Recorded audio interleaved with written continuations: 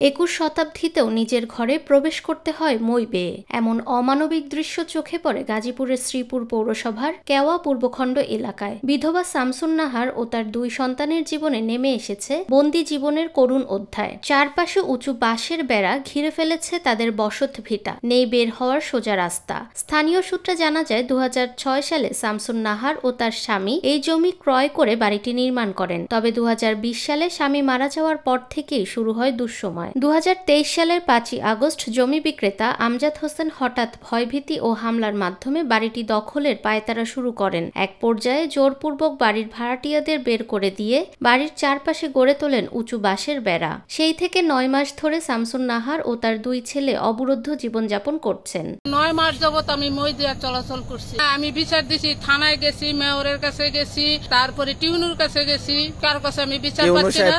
সব বলছে আমারে, বলে যে কি বিচারটা করব আমি, বলে সে বেড়া দিছে, আমি কি বিচার করতেছে বিএনপির মালিক, বিএনপি বড় নেতা ফরিদুল ইসলাম বাবলু। আমজাদ হোসেনের কাছ থেকে জায়গা কেনার পর আমার আব্বু যে রাস্তা দলিল উল্লেখ করে দেওয়া লাগে এটা বুঝতেছিল না। আমার আব্বুরে বলছে যে এখান দিয়ে আমিও হাঁটবো, আপনারাও হাঁটবেন। সেই কথার পক্ষিতে আমার আব্বু জায়গাটা কিনছে 3.5 শতাংশ জায়গা। আমার আব্বুর কাছে জায়গাটা বেচার পরে আমার বাড়ির 3 পাশে আরেকটা প্রতাপশালী, সে বলে খুব একটা কোম্পানির মালিক, আবার বলে খুব বড় বিএনপির নেতা, আবার পরিচয় দেবে সে আমার সচিব, আবার পরিচয় দেয় 94 সালে গাজীপুরে ম্যাজিস্ট্রেট ছিল। বিভিন্ন জায়গায় বিভিন্ন কাছে বিভিন্ন ফাফর দেয় সে। আমার ফাফর দিয়ে আমার পরে আপনার বিগত 20 সালে আমার আব্বু মারা যাওয়ার পর থেকে আমাদের ভাবে নির্মম অত্যাচার শুরু করছে আমাদের জায়গাটা দখল করে খাওয়ার জন্য। একাধিকবার থানায় অভিযোগ জানিয়েও মেলেনি কোনো প্রতিকার। অভিযোগ উঠেছে প্রভাবশালী হওয়ায় অভিযুক্ত আমজাদ হোসেনের নামে প্রশাসনও নীরব ভূমিকা পালন করছে।